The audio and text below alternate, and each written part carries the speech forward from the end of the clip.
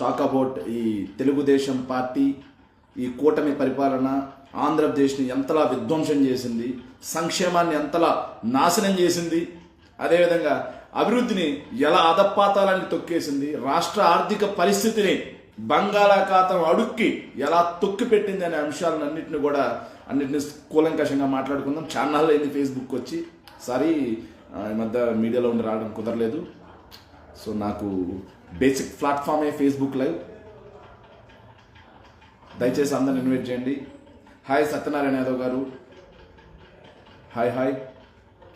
దయచేసి మన ఫ్రెండ్స్ అందరిని ఇన్వైట్ చేయండి, షేర్ చేసి అన్ని గ్రూప్స్కి. Stock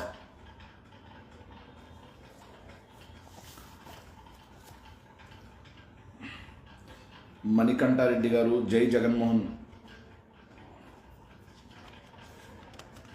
thank you. ముందుగా అందరికీ అడ్వాన్స్ హ్యాపీ న్యూ ఇయర్. 2026 సంవత్సరం మీ అందరికీ సుఖ సంతోషాలని, ఆరోగ్యాన్ని అన్నీ ఇవ్వాలని, ఆర్థికంగా అందరూ బాగుండాలని మనస్ఫూర్తిగా కోరుకుంటున్నా.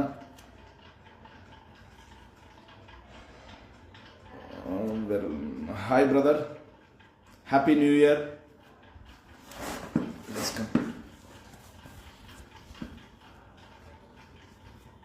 Hi money.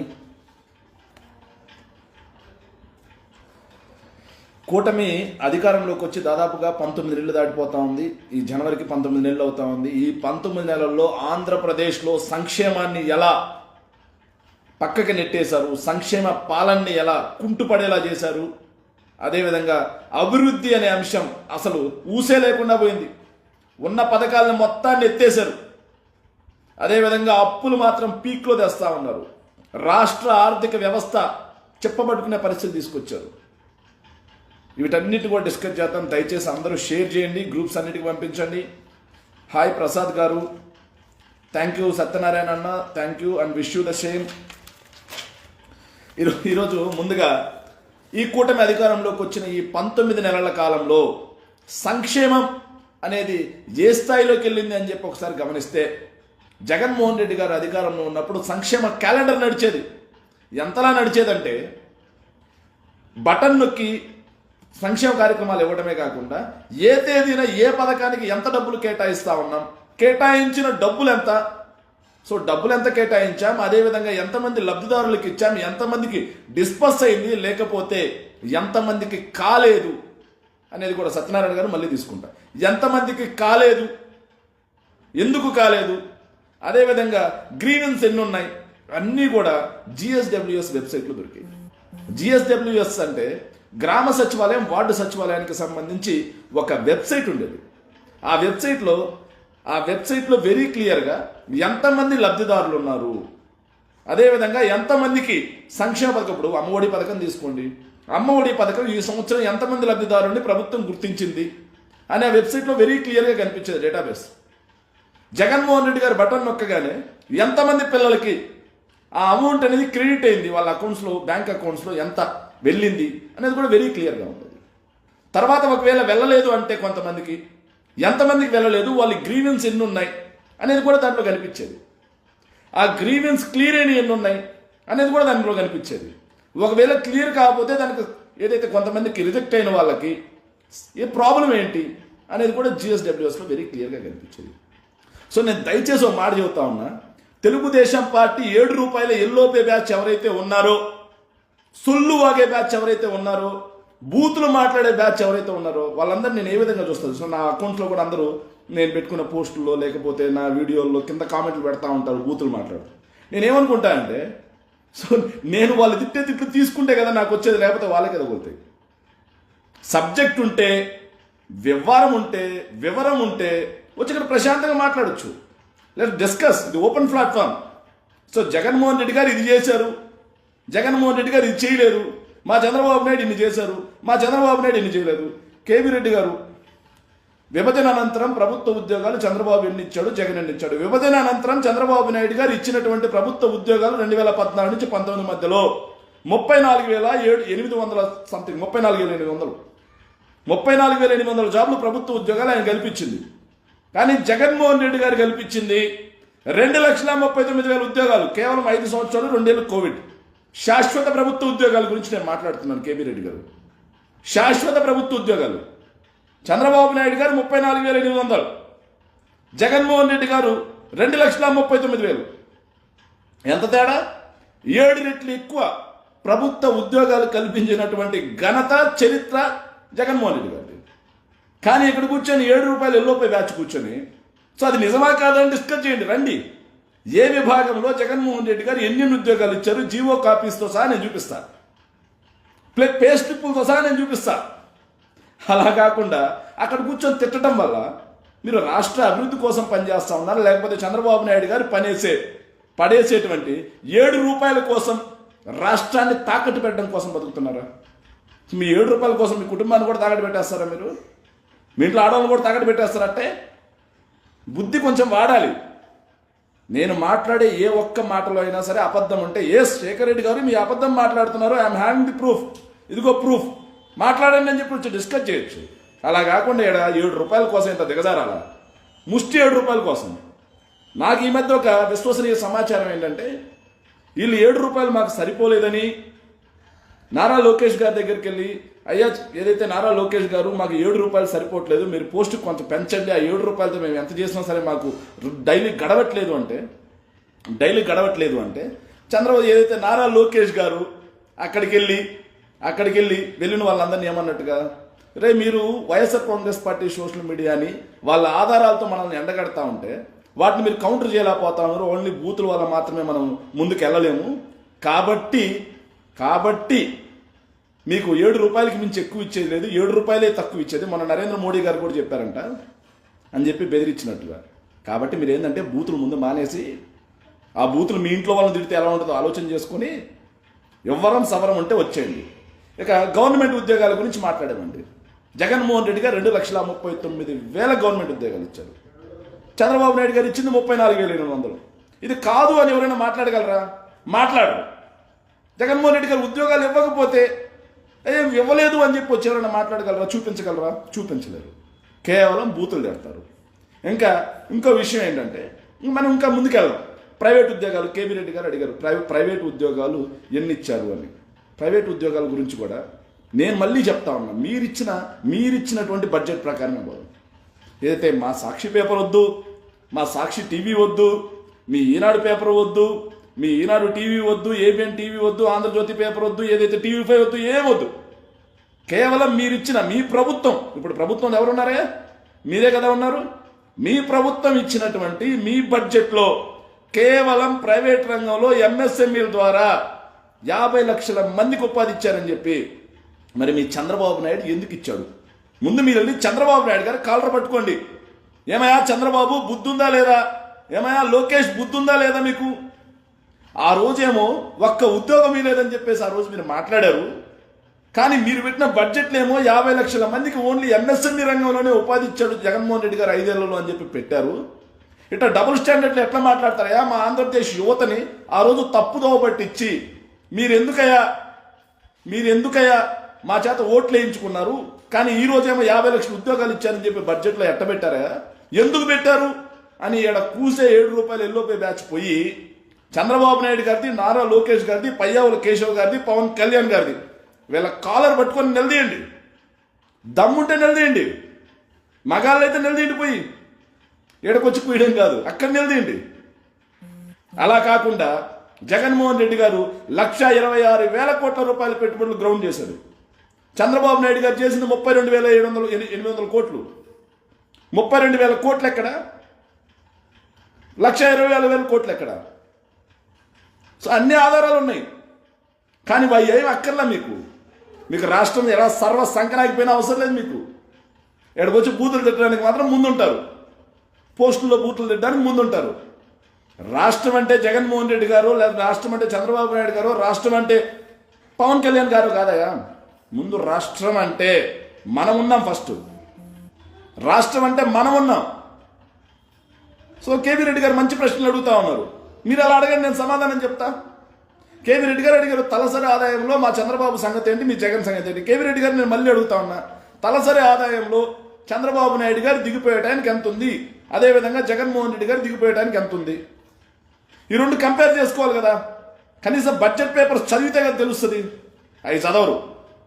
చంద్రబాబు నాయుడు గారు దిగిపోయడానికి 1,54,000 కోట్ల రూపాయలు, 1,54,000 రూపాయలు సంథింగ్ ఎంతో ఉండేది. జగన్మోహన్ రెడ్డి గారు దిగిపోయడానికి 80,000 రూపాయలు తలసరి ఆదాయం రాష్ట్రంలో పెరిగింది. 80,000 రూపాయలు తలసరి ఆదాయం పెరిగింది 5 ఏళ్లలో. 2 ఏళ్ళు కోవిడ్ ఉన్నా సరే 5 ఏళ్లలో 80,000 రూపాయలు తలసరి ఆదాయం పెరిగింది. మరి పెరగలేదు అని చెప్పి మీరు చెప్పగలరా? మీ బడ్జెట్లోనే చూపిస్తున్నారు. మరి ఆ రోజేమో తలసరి ఆదాయం పెరగలేదంటారు, మరి ఈరోజే మీ బడ్జెట్లోనే చూపిస్తా ఉన్నారే. కానీ షో ద బడ్జెట్ డాక్యుమెంట్స్. బహిరంగంగా చర్చిస్తా కావాలంటే ఎవరితో అయినా. పరిశ్రమలు ఏందా? పరిశ్రమల గురించి భాస్కర్ రెడ్డి కేవీ రెడ్డి మాట్లాడుతూ ఉన్నాను. పరిశ్రమలు స్ట్రైట్గా చెప్తా ఉన్నా కదా. చంద్రబాబు నాయుడు గారు తెచ్చింది 32,000 కోట్ల రూపాయలు పెట్టుబడులు గ్రౌండ్. జగన్మోహన్ రెడ్డి గారు చేసింది 1,26,000 కోట్ల రూపాయలు పెట్టుబడులు గ్రౌండ్. రెండింటికి ఎంత తేడా? నక్కకి నాగలోకానికి ఉన్న తేడా ఉంది.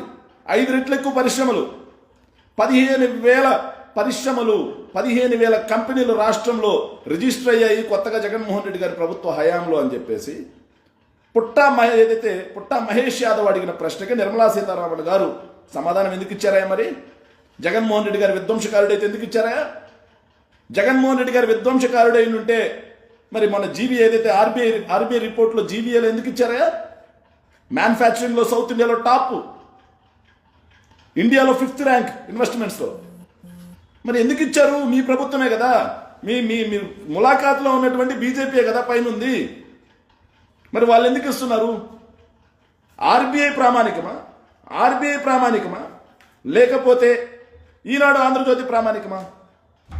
నీతి ఆయోగ్ ప్రామాణికమా లేకపోతే ఆంధ్రజ్యోతి రాధాకృష్ణ ప్రామాణికమా? మినిస్ట్రీ ఆఫ్ కామర్స్ ప్రామాణికమా లేకపోతే ఈనాడు కిరణ్ ప్రామాణికమా? వీటికి సమాధానం ఎవరు చెప్పరు. చెప్పకుండా వచ్చి కూతురు మాట్లాడతారు. ఎస్ చంద్రబాబు కియా తెచ్చాడు, నేను కాదంట్లా. కానీ కియా ఎంత పెట్టుబడులు? కియా కన్నా 5 రెట్లు ఎక్కువైనటువంటి గ్రీన్ పే ఎవరు తీసుకొచ్చారు? ఇండోసోల్ ఎవరు తీసుకొచ్చారు? నేను అడుగుతున్నా కదా. మరి మీరు చెప్తున్నట్టుగా జగన్మోహన్ రెడ్డి గారి ప్రభుత్వ హయాంలో చంద్రబాబు నాయుడు గారి ప్రభుత్వ హయాంలో కియా తెచ్చాడన్నారు కదా. మరి గ్రీన్ పే ఎవరు తెచ్చారు? యాంబర్ ఎవరు తీసుకొచ్చారు? బ్లూ స్టార్ ఎవరు తీసుకొచ్చారు? హ్యావెల్స్ ఎవరు తీసుకొచ్చారు? పానాసోనిక్ ఎవరు తీసుకొచ్చారు? డైకిన్ ఎవరు తీసుకొచ్చారు? మరి ఏదైతే దేశంలో ప్రతిరోజు 2 ఏసీలు ఉత్పత్తి అవుతా ఉంటే ఒక ఏసీ ఆంధ్రప్రదేశ్ నుంచి ఉత్పత్తి అవుతా ఉంది కేవలం జగన్మోహన్ రెడ్డి గారి టైంలోనేది. శ్రీ సిటీని ఏసీల మ్యానుఫ్యాక్చరింగ్ హబ్గా తయారు చేస్తారు జగన్మోహన్ రెడ్డి గారి ప్రభుత్వ హయాంలో. శ్రీ సిటీని తీసుకొచ్చింది రాజశేఖర రెడ్డి గారు అయితే శ్రీ సిటీని ఏసీల మ్యానుఫ్యాక్చర్కి హబ్గా తీసుకొచ్చింది జగన్మోహన్ రెడ్డి గారు. జగన్మోహన్ రెడ్డి గారి ప్రభుత్వ హయాంలో అదానీ వచ్చాడు, అంబానీ వచ్చాడు, బంగర్లు వచ్చారు, జిందాల్లు వచ్చారు. మరి నిన్న చంద్రబాబు నాయుడు గారు పెట్టారు కదా, చంద్రబాబు నాయుడు గారు సమ్మిట్ పెట్టారు కదా మొన్న. ఎవరు వచ్చారా? దేశంలో ప్రముఖ పారిశ్రామికవేత్త ఒకరిని చూపించాడా? చూపించరు.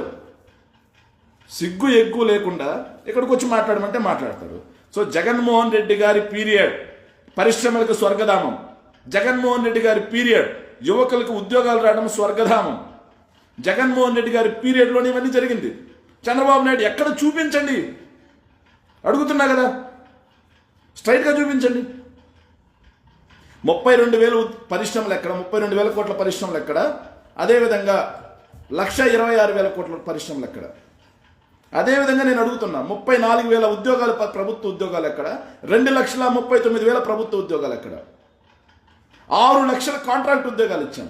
50 లక్షల మందికి ప్రైవేట్ రంగంలో ఉద్యోగాలు కల్పించాం. మరి మొత్తం కూడా మీరే కదా అచ్చేసి ఇచ్చారు.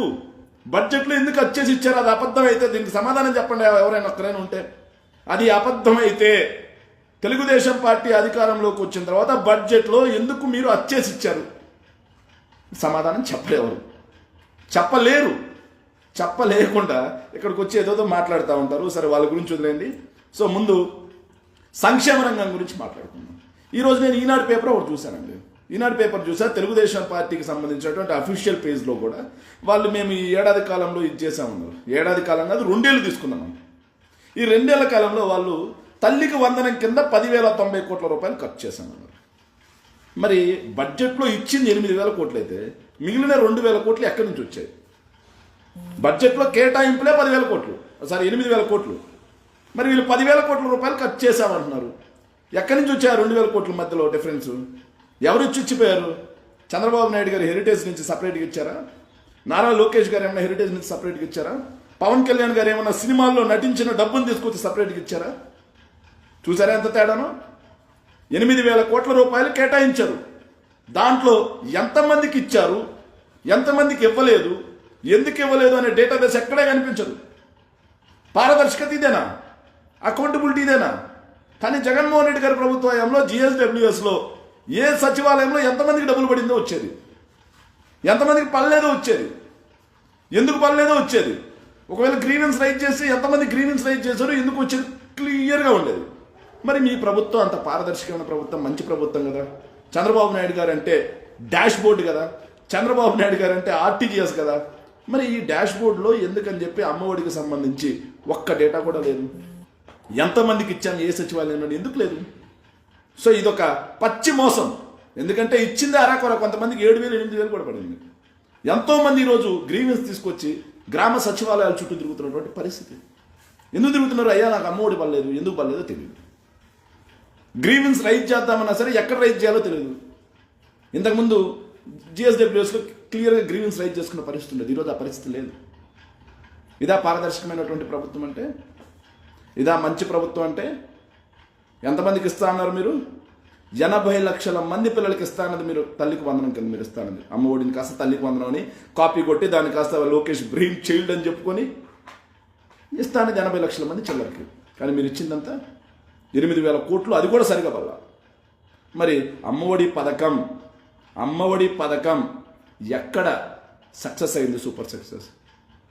అది రాసుకున్నారు సూపర్ సక్సెస్ 10,000 కోట్లని అబద్ధం, పచ్చి అబద్ధాలు రాసుకున్నారు. ఇక తర్వాత చూస్తే స్త్రీ శక్తి పథకం కింద మహిళలందరికీ ఉచిత బస్సు అంట. ఎక్కడ దొరుకుతుంది ఉచిత బస్సు?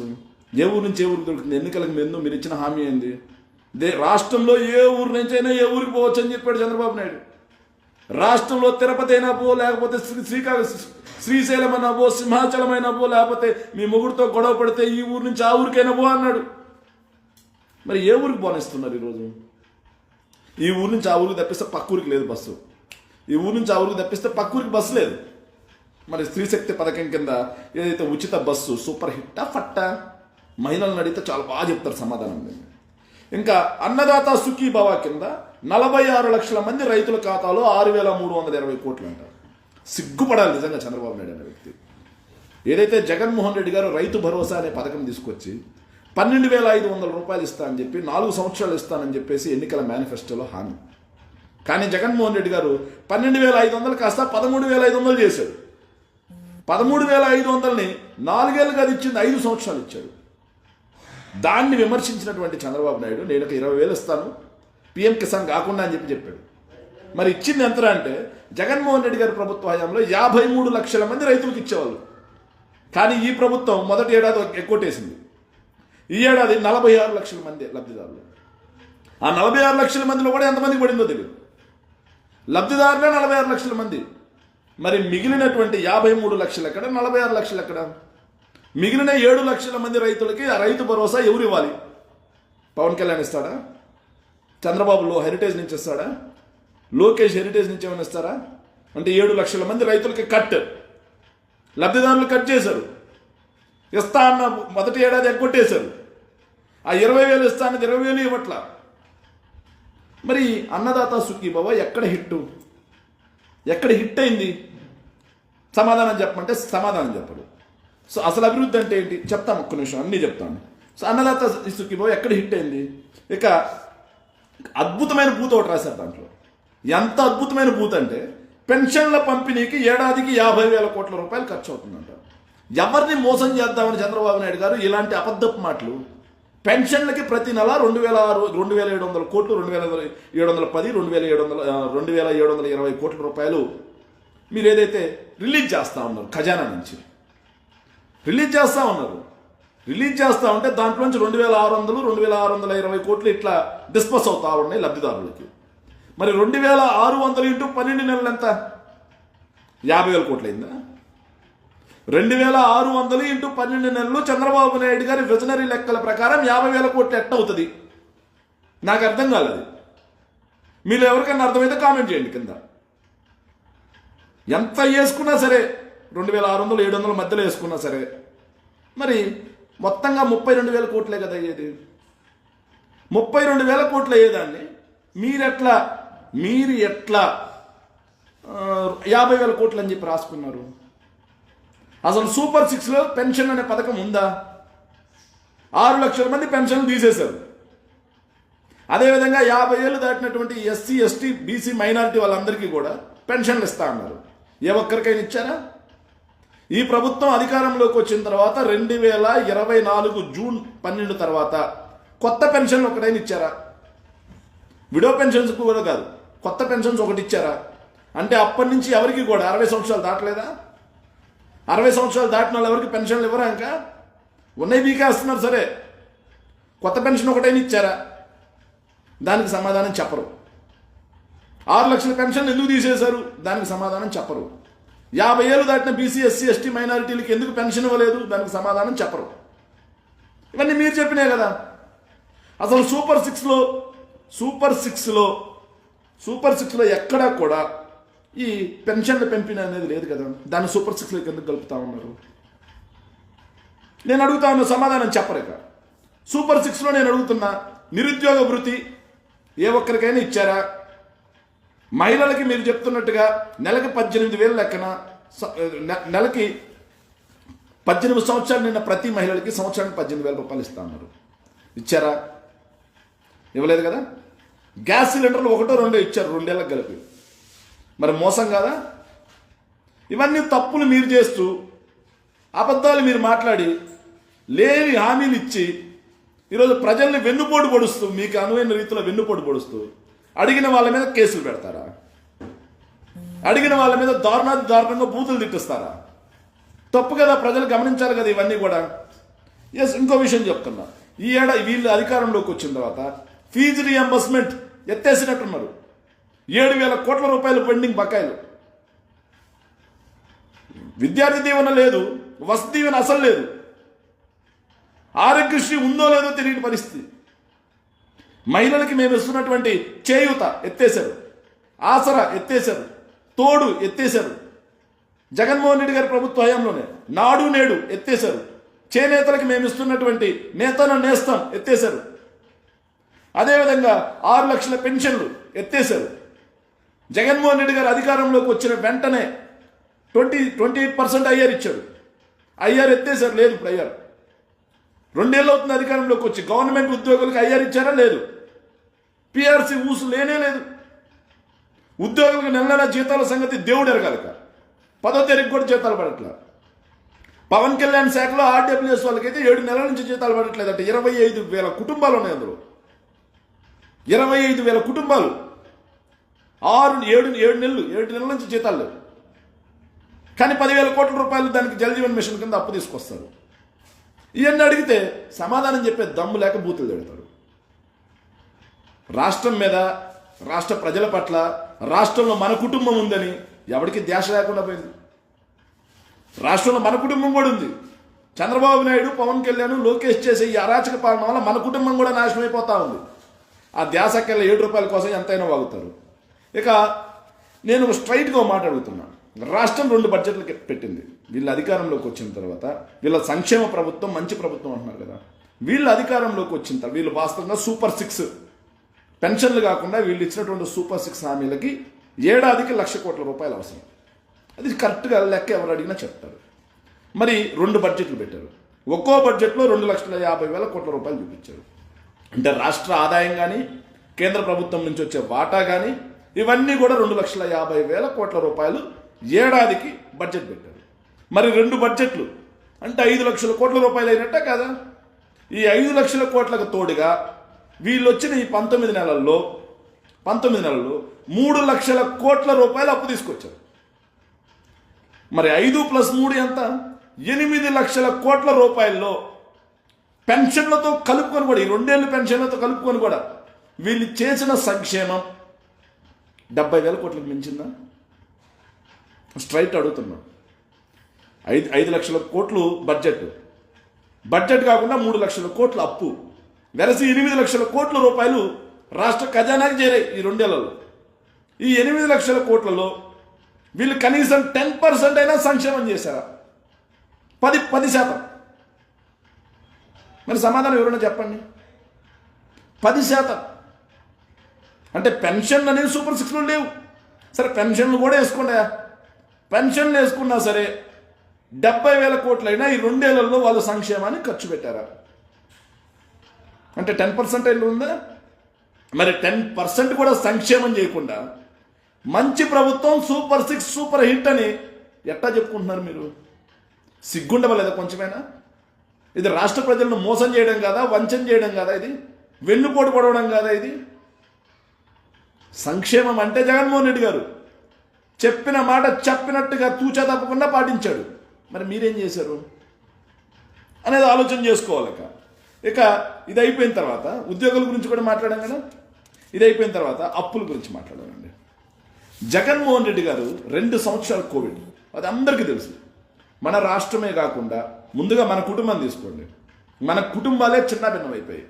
ఆర్థికంగా వ్యాపార పరంగా ఉన్న వాళ్ళందరూ కూడా సర్వనాశనం అయిపోయినటువంటి పరిస్థితి. సో రాష్ట్రాలు దివాలా చేసే పరిస్థితికి వచ్చింది. దేశాలు ఇబ్బందులు పడిపోయినటువంటి పరిస్థితి వచ్చాయి. స్తంభించిపోయింది. అలాంటి పరిస్థితుల్లో రాష్ట్రంలో బిడ్డలందరినీ కూడా కన్నబిడ్డలా జగన్మోహన్ రెడ్డి గారు చూసుకోవడమే కాకుండా 2,75,000 కోట్ల రూపాయల సంక్షేమం చేశారు. ఇవి కాకుండా అభివృద్ధి, అసలు అభివృద్ధి అంటే ఏంది?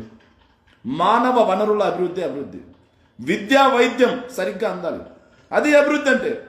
ఉపాధి అవకాశాలు సరిగ్గా అందాలి, అది అభివృద్ధి అంటే. 50 లక్షల మందికి ఉపాధి ఇచ్చాం, అభివృద్ధి కాదా? నేను అడుగుతున్నా. ఇంకా 2,75,000 కోట్ల రూపాయల సంక్షేమం చేయడమే కాకుండా గ్రామాన మనూరుకి వెళ్తే నాడు నేడు స్కూల్ కనిపిస్తుంది, హాస్పిటల్ కనిపిస్తుంది, విలేజ్ క్లినిక్ లెక్కలో, రైతు భరోసా కేంద్రం కనిపిస్తుంది, సచివాలయం కనిపిస్తుంది, పాల కేంద్రాలు కనిపిస్తాయి, డిజిటల్ లైబ్రరీలు కనిపిస్తాయి. ఇవి కాకుండా నాడు నేడు ద్వారా డెవలప్ అయినటువంటి హాస్పిటల్స్ కనిపిస్తాయి, డిస్ట్రిక్ట్ హాస్పిటల్స్. అదేవిధంగా స్కూల్స్, హాస్పిటల్స్ మాట్లాడుకున్నాం కదా. ఇవి కాకుండా నేను చెప్తా ఉన్నాను, 17 మెడికల్ కాలేజెస్ శ్రీకారం చుట్టి 5 ఫినిష్ చేశాడు, 2 ఆల్రెడీ కన్స్ట్రక్షన్ అయ్యి రెడీగా ఉన్నాయి. 7 మెడికల్ కాలేజీలు ఫినిష్ చేసిన చరిత్ర జగన్మోహన్ రెడ్డి గారిది కేవలం 3 ఏళ్లలో. చంద్రబాబు నాయుడు గారు 15 సంవత్సరాల్లో ఒక్క మెడికల్ కాలేజ్. మరి ఆయన ఎట్టా విజనరీ అంటారు? 7 రూపాయల కోసం, కేవలం 7 రూపాయల కోసం ఎందుకు చంద్రబాబు నాయుడు గారిని మోసి మీ ఆత్మసాక్షిని, మీ ఆత్మని మీరందరూ కూడా చంపుకుంటారు?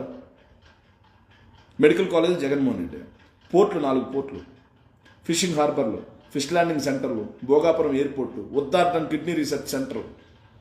75 సంవత్సరాల స్వతంత్ర భారతదేశ చరిత్రలో మంచినీళ్ళు తాగితే చనిపోయే పరిస్థితి ఉద్దానం ప్రాంతంలో, మంచినీళ్ళు తాగితే చనిపోయే పరిస్థితి.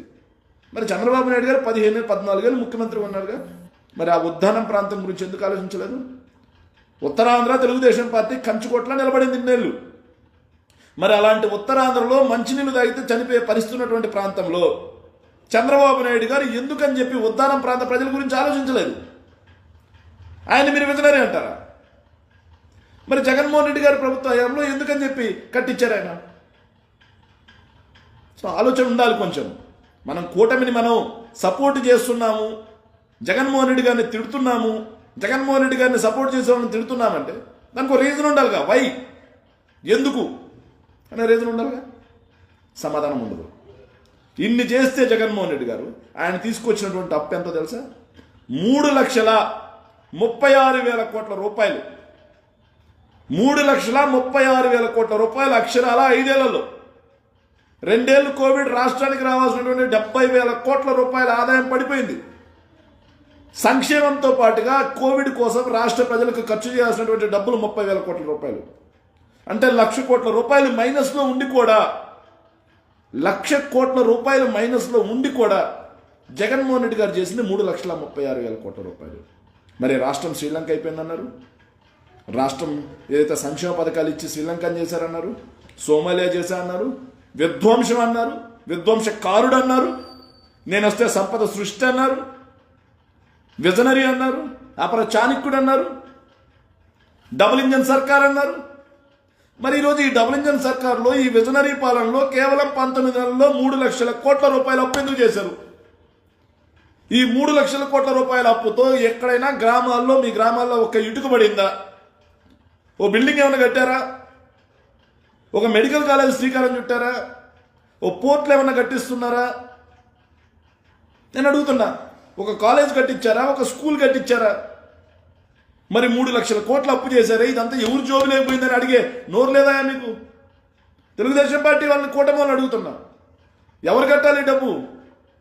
3,00,000 కోట్ల రూపాయల అప్పుతో వాళ్ళు ప్రజలకు అవసరమైంది ఏం చేశారు?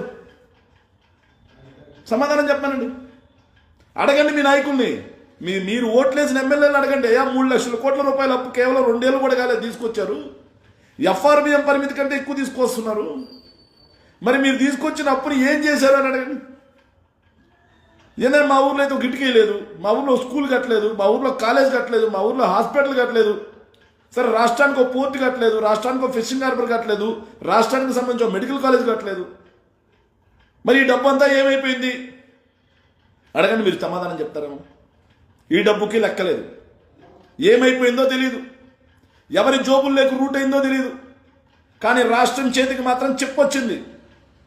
రాష్ట్ర అప్పులు ఆకాశానికి, రాష్ట్ర ఆదాయం పాతాళానికి. రాష్ట్ర అప్పులు ఆకాశానికి, సామాన్యుడు బ్రతుకు పాతాళానికి. సామాన్యుడు బ్రతుకు పాతాళానికి. మరి దీనికి సమాధానం చెప్పండి. నన్ను అడగండి. మీరు ఓట్లు వేసినటువంటి కూటమి ప్రభుత్వాన్ని అడగండి. అడగరు. అడిగేవాడిని చూసి బూతులు చెప్తారు. మరి ఇది నిజమా కాదా? నిజమా కాదా? సమాధానం చెప్పండి. జిఎస్టీ వసూళ్లు పడిపోయిన మాట వాస్తవమా కాదా?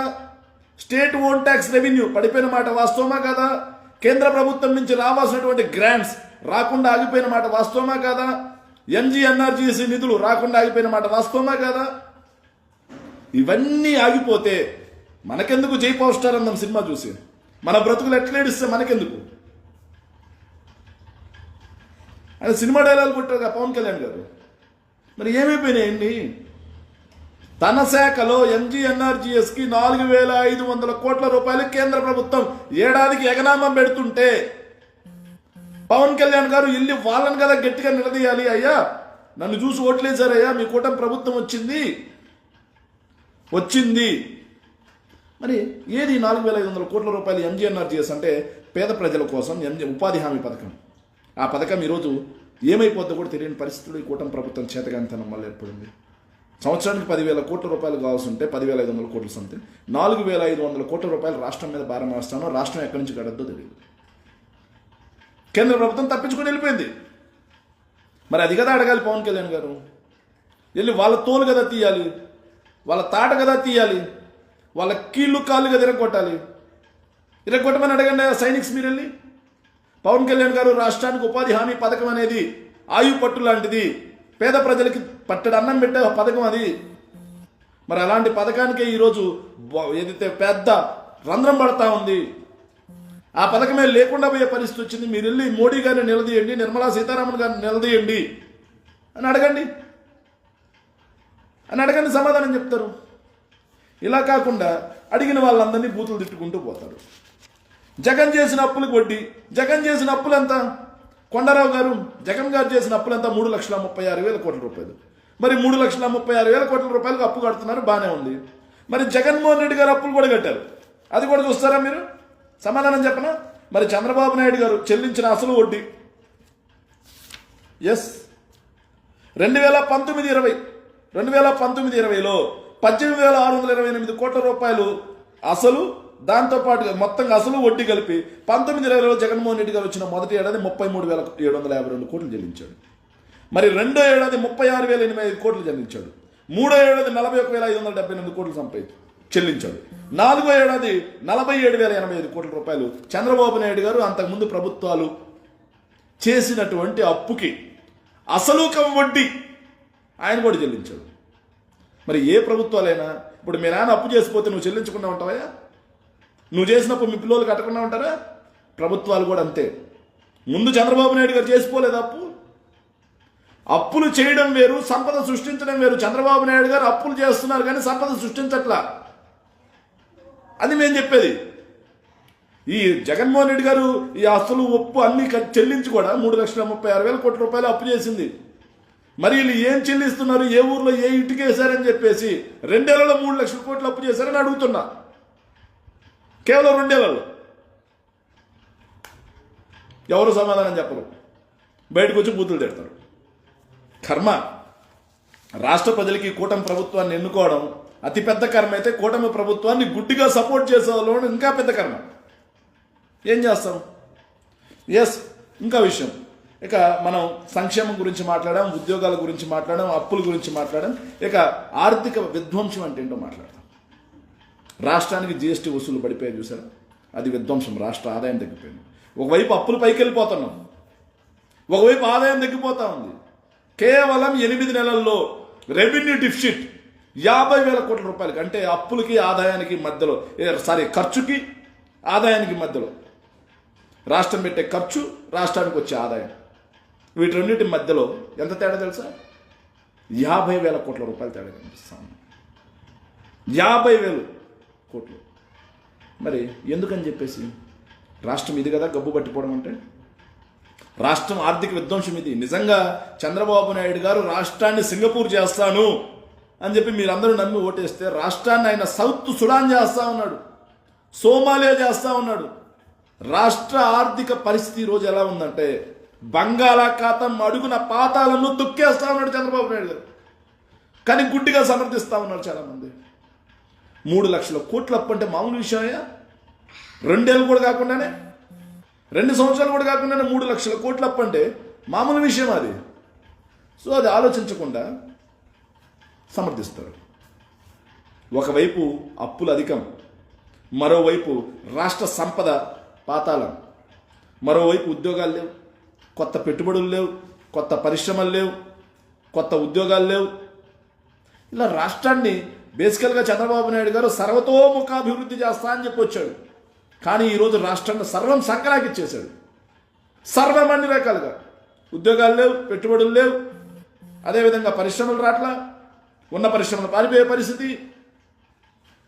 ఇలా చేసుకుంటూ పోతుంటే తప్పుడు ప్రచారం చేసి కేవలం జగన్మోహన్ రెడ్డి గారి మీద మూకుమ్మడిగా 4 పత్రికలు, ఏదైతే 2 పత్రికలు, 4 మీడియా ఛానళ్ళు, శాటిలైట్ ఛానళ్ళు, వెబ్ సిరీస్, ఏదైతే యూట్యూబ్ ఛానళ్ళు, ఈ 7 రూపాయలు ఎల్లోపే బ్యాచ్ అందరూ కలిసి రాష్ట్రం జోడి గుర్రాల్లో పరిగెత్తున్న సమయంలో తప్పుడు ప్రచారం చేసి జగన్మోహన్ రెడ్డి గారిని దించారు.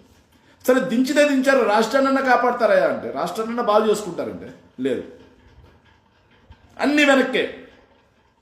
రివర్స్ ప్రభుత్వం ఇది. కానీ అప్పుల్లో మాత్రం ముందుకెళ్లే ప్రభుత్వం. మిగతా అన్ని రివర్సే.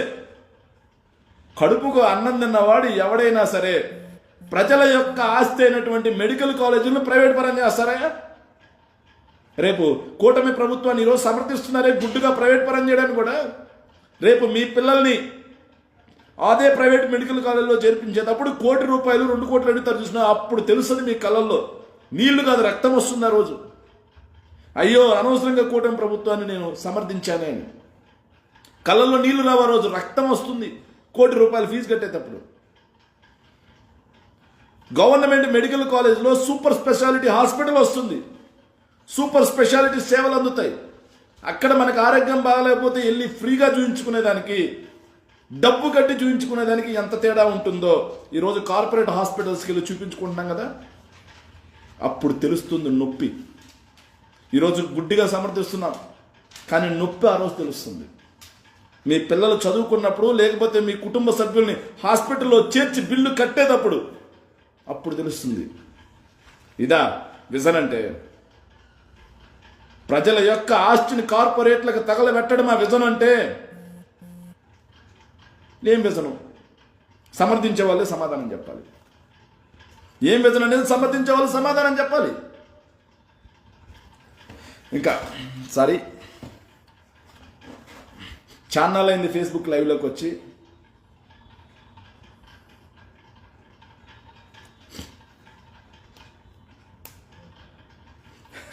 ఎప్పుడు ఇస్తారు మర్చిపోండి.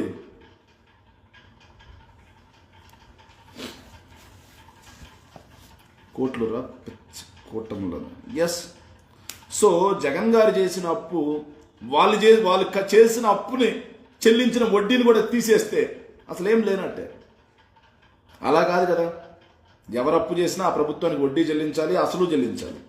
చంద్రబాబు నాయుడు గారు తీసుకొచ్చి అసలుకి వడ్డీకి అన్నీ కూడా రేపు ఈరోజు చంద్రబాబు నాయుడు గారు 3 లక్షల కోట్ల రూపాయలు అప్పు తీసుకొచ్చారు. రేపు జగన్మోహన్ రెడ్డి ఎక్కంగానే చంద్రబాబు నాయుడు గారు కట్టారు కదా నేను కట్టను, చంద్రబాబు నాయుడు గారు అప్పు తెచ్చారు నేను కట్టనంటే ఒప్పుకుంటారా? చంద్రబాబు నాయుడు గారు చేసే అప్పును కూడా రేపు వచ్చే ప్రభుత్వం అసలు వడ్డీ చెల్లించాలి. రాజధాని ఉన్న భూములు సరిపోవన్నట్టుగా మరో 40,000 ఎకరాలకు ల్యాండ్ పూలింగ్. ఎక్కడైనా రాజధాని నిర్మిస్తారా? రాజధాని కట్టదామనేది ఎక్కడైనా చూసారా?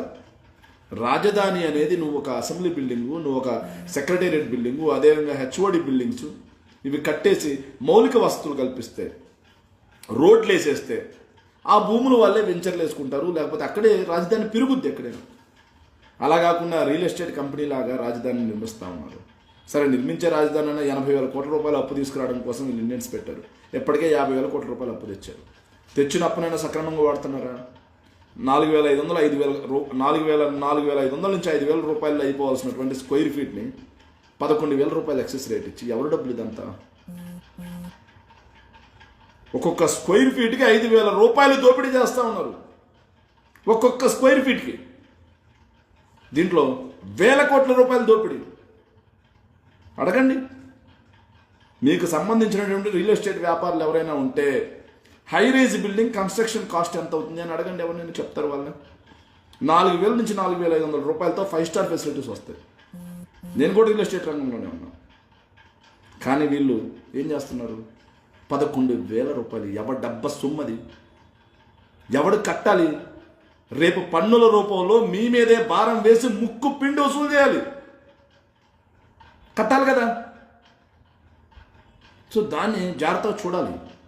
మీరందరూ కూడా ఆలోచన చేయాలి దీన్ని అన్నింటినీ. సరే, ఛానల్ అయిపోయింది, ఫేస్బుక్లో లైవ్కి వచ్చి ఇక ఫ్రీక్వెంట్గా వస్తాను, వీక్లీ వన్స్. చాలా సంవత్సరాలు అయిపోయింది ఫేస్బుక్లో లైవ్. సో ఇక ఫేస్బుక్లో మిత్రులందరితో కూడా చర్చిస్తా. ముందుగా చివరిగా అందరికీ కూడా once again happy new year in advance. కొన్ని కామెంట్స్ చదువుదాం. Adoni district issue discuss Reddy గారు please. So Adoni district issue మాట్లాడదాం సార్. సో ముందుగా పాపం ఆదోని డిస్ట్రిక్ట్ ఇష్యూ కంటే కూడా ముందుగా అందరికన్నా ఎక్కువ అన్యాయపడింది, అందరికన్నా ఎక్కువ వంచనకు గురైంది జిల్లాల వ్యవహారంలో, మోసానికి గురైంది రాయచోటి ప్రజలు. ఎందుకంటే చంద్రబాబు నాయుడు గారు టోపీ పెట్టుకుని వచ్చాడు ఇట్లా ఎన్నికలకు ప్రచారం. లాస్ట్ రోజు రాయచోటి అనుకుంటారు. ఎవరు నమ్మొద్దు, రాయచోటి జిల్లా ఎక్కడికి పోదు, రాయచోటి జిల్లా కేంద్రం ఎక్కడికి పోదు, నేను మాటిస్తున్నా అన్నాడు. చంద్రబాబు నాయుడు గారు మాటిస్తున్నాను అంటే వెన్నుపోటు పొడుస్తున్నాడని అర్థం. చంద్రబాబు నాయుడు గారి మాట వెన్నుపోటుకు శ్రీకారం అది, ముందే చెప్పేస్తాడు ఆయన. దాంట్లో భాగంగా పాపం రాయచోటి ప్రజలు ఈరోజు వాళ్ళు ఏడుపు చూడాలి. అది చాలా తప్పది. ఉన్నటువంటి జిల్లాని తీసేసి వేరే కేంద్రంగా మార్చడం ఈ 75 సంవత్సరాల స్వతంత్ర భారతదేశ చరిత్రలో ఎక్కడా లేదు. ఈ దేశంలో అయితే ఎక్కడ జరగల. చంద్రబాబు నాయుడు గారు ఇలాంటి కొత్త ఏమీ చేస్తూ ఉంటాడు. మదనపల్లి జిల్లా చేయాలంటే ఇంకో జిల్లా చేయండి. పాప రాయచోటల దగ్గర నుంచి లాగేస్తున్న పనే ఉంది. ఇంకా కొన్ని కామెంట్స్ చదువుదాం. కూటమి తరపున నియోజకవర్గంలో ఒక్కరే పోటీ చేస్తారు, కానీ ఇప్పుడు ప్రజాబలం కోల్పోతున్నాం తెలుసు ప్రభుత్వం. ఇది నిజంగా నేను రోజు చర్చా కార్యక్రమాలకు వెళ్తాను కాబట్టి నాకు చాలా నవ్వు వస్తుంది. కూటమి తరపున ఒకరే పోటీ చేస్తారు, కానీ డిబేట్లకు వచ్చేటప్పుడు 3-4 తోడుగా వస్తారు. అరే, రాజకీయాల్లో పోటీ చేసేటప్పుడు పొత్తే, డిబేట్లకు వచ్చేటప్పుడు పొత్తే. అంటే పొత్తు లేనిదే ముత్తదే కదా, పొత్తు లేనిదే నిద్రపోయి వచ్చేటట్లేదు. ఇంత దారుణమైన పరిస్థితిలో ఉండదు. టీవీ డిబేట్లకు కూడా ఆఖరికి అధికారంలో ఒకరే ఉన్నారు. 3 పార్టీలు కలిపి అధికార పార్టీ ఒకరు రావచ్చు, కానీ 3 పార్టీల నుంచి 3 వస్తారు. అది వాళ్ళ దుర్మార్గం. ఏం చేస్తాను చెప్పండి, ఆ పరిస్థితిలో ఉన్నారు. బాగున్నాను చిన్నారెడ్డి అన్న. యూరియా సత్యనారాయణ గారు, యూరియా రైతు అనే ఈ 2 అసలైన సమస్య మాట్లాడడం మర్చిపోయాను. ఈ 2 సంవత్సరాల కూటమి పరిపాలనలో అత్యంత ఇబ్బంది పడినటువంటి వర్గం ఏదన్నా ఉందంటే రైతన్న ఈరోజు కుదేలైపోయాడు. ఏ పంటకి నిజంగా ఈరోజు గ్రామాల్లోకి వెళ్ళి రైతన్నని అడిగితే వాళ్ళు చెప్తారు, ఈ క్రాపింగ్ లేదు, ఇన్పుట్ సబ్సిడీ లేదు, రైతు భరోసా సరిగా ఇవ్వట్లేదు, ఏదైతే మెరుగైన విత్తనాలు ఇవ్వట్లేదు, మెరుగైనటువంటి ఎరువులు ఇవ్వట్లేదు, యూరియా కూడా సరిగా ఇవ్వనటువంటి ప్రభుత్వం. మరి రైతన్న 6 కాలం పండించి ఎండనక వాననక. నేను ఒక రైతు బిడ్డను. ఎండనక వాననక పురుగు మందులు కట్టుకొని ఎన్నో ఇబ్బందులు పడి కాపలా కాసుకొని పంట పండిస్తాయి. ఈరోజు ఏ పంటకైనా రైతుకు మద్దతు ధర ఉందా?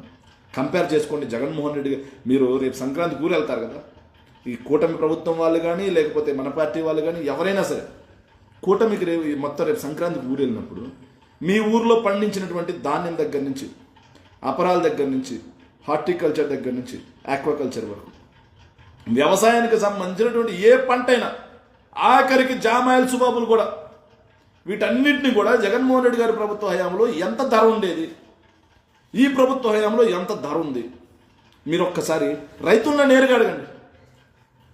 నేను చెప్పేది వద్దు, రైతులనే నేరుగా, ఏ పార్టీ వాళ్ళైనా సరే రైతులనే నేరుగా అడగండి, వాళ్ళు సమాధానం చెప్తారు.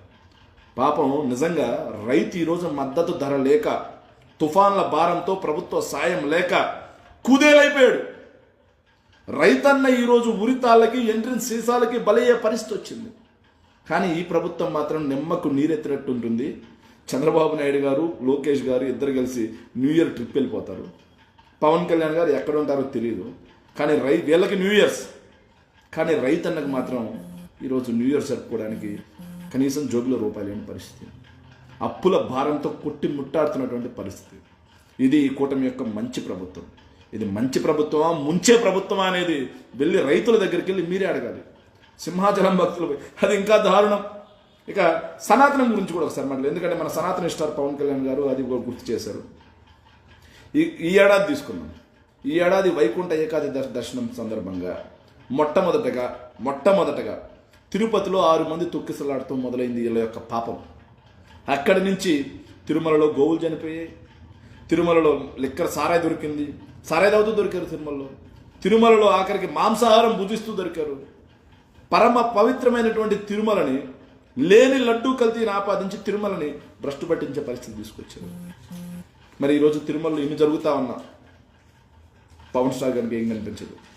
ఇక సింహాచలం టెంపుల్, ఆ పక్కనే కాశీబుగ్గ టెంపుల్, ఆఖరికి నేను అడుగుతున్న సింహాచలం టెంపుల్ ఎంత దుర్మార్గమైన ప్రభుత్వం అంటే ఇది. ఈ సనాతన స్టార్ చెప్పాలి ఇప్పుడు మనకు. ఈ సింహాచలం టెంపుల్లో ఏదైతే భక్తులకు అందేటువంటి ప్రసాదంలో నత్త దొరికిందంట. నత్త దొరికింది అని చెప్పి ఎవరైతే గట్టిగా మాట్లాడారో వాళ్ళ మీద ఈరోజు కేసులు పెడుతున్నారంట. అంటే మీ ప్రభుత్వ హయాంలో ప్రసాదంలో నత్తుందయ్యా అని అడగడానికి కూడా కేసులు పెట్టేస్తారా? అడిగిన పాపానికి కూడా కేసులు పెట్టేస్తారా? నత్త రాకుండా చూసుకోవాల్సిన బాధ్యత ఎవరిది? నత్త రాకుండా చూసుకోవాల్సిన బాధ్యత సింహాచలం టెంపుల్ యాజమాన్యంది. మరి వచ్చింది, కేసులు పెడితే ఎవరి మీద పెట్టాలి? ఆ ప్రసాదం తయారు చేసిన వాళ్ళ మీద పెట్టాలి, లేకపోతే ఆ సింహాచలం ట్రస్ట్ బోర్డు మీద పెట్టాలి. అడిగినటువంటి భక్తుల మీద కేసు పెట్టారంటే ఇది హిందూ ద్రోహుల ప్రభుత్వమా, లేకపోతే హిందువుల యొక్క మంచి కోరుకునే ప్రభుత్వం అనేది వీళ్ళు సమాధానం చెప్పాలి. Yes please. Thank you. నమస్తే అన్న అందరికీ కూడా థ్యాంక్ యూ. చాలా రోజులైంది. మళ్ళీ రెగ్యులర్గా ఫేస్బుక్ లైవ్లో కూడా జాయిన్ అవుతా. నా అకౌంట్ నుంచి కానీ లేకపోతే జగన్నాథ చక్రం పేజ్ నుంచి కానీ రెగ్యులర్గా జాయిన్ అవుతా. ఐ థింక్ 15 డేస్కి ఒక్కసారైనా ఎట్టి పరిస్థితుల్లో జాయిన్ అవుతాను. మీ అందరి సపోర్ట్, మీ అందరి ప్రేమ అభిమానం ఇలాగే ఉండాలని కోరుకుంటూ మరొకసారి అందరికీ కూడా నూతన సంవత్సర శుభాకాంక్షలు. ఈ నూతన సంవత్సర శుభాకాంక్షలు 2026 సంవత్సరం మీ అందరికీ ఆరోగ్యంగా, ఆర్థికంగా అందరూ కూడా సుఖ సంతోషాలతో ఉండాలని తెలియజేసుకుంటూ thank you all once again. అందరికీ హ్యాపీ న్యూ ఇయర్.